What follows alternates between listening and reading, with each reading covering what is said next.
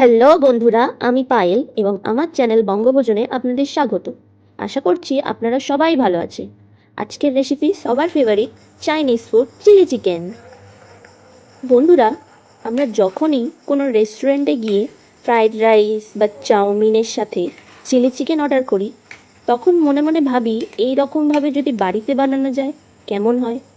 Don't worry, আজ ওটাই তোমাদের সাথে শেয়ার করতে এসেছি। ভিডিওটা শেষ পর্যন্ত দেখুন।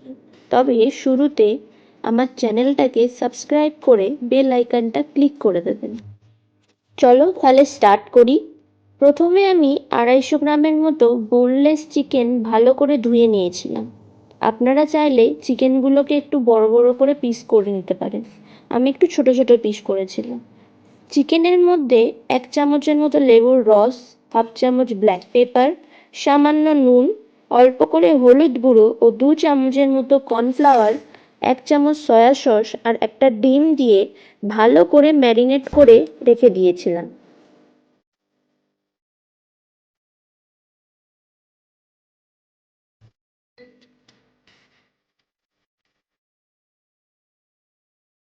এরপর একটা ছোট্ট বোলে 2 চামচ সয়া সস, 1 চামচ চিলি সস ও 3 চামচের মতো টমেটোর সস নিয়ে একটা মিক্স সস বানিয়ে নিয়েছিলাম।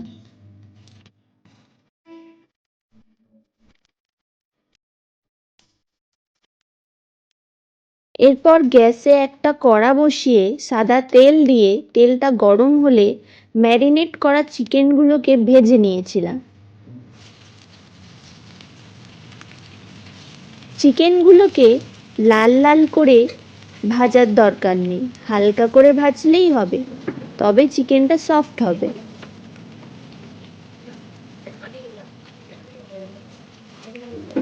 বন্ধুরা, তোমরা চিলি চিকেন ফ্রাইড রাইসের সাথে নাকি চাউমিনের সাথে খেতে বেশি ভালোবাসো? আমার তো বেশ ফ্রাইড রাইসের সাথেই ভালো লাগে। তোমাদের কোনটা ভালো লাগে আমাকে কমেন্ট করে কিন্তু জানিও।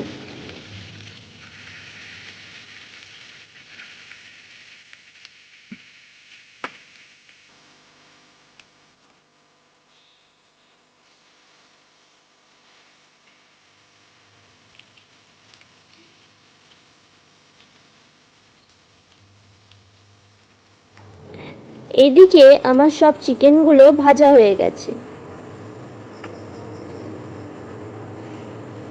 এবার ওই তেলে অল্প আদা, রসুন ও লঙ্কা কুচি দিয়ে সামান্য নেড়েচেড়ে কেটে রাখা ক্যাপসিকাম ও পেঁয়াজটা দিয়ে দিয়েছিলাম।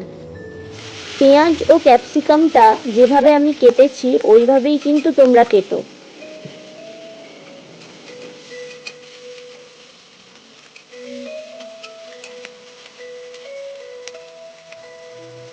ওইগুলো একটু ভাজা ভাজা হয়ে গেলে ওর মধ্যে আমি একটা টমেটো চারকোনা করে কেটে দিয়ে দিয়েছিলাম। এরপর স্বাদ মতো নুন, ব্ল্যাক পেপার, চিনি ও মিক্সড করে রাখা সসটা দিয়ে দিয়েছিলাম।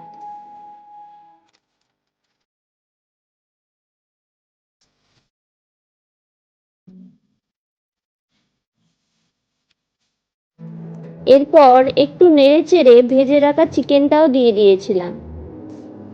মশলার সাথে চিকেনগুলোকে ভালো করে মিক্স করে আমি কিছুক্ষণের জন্য ঢাকা দিয়ে রেখেছিলাম।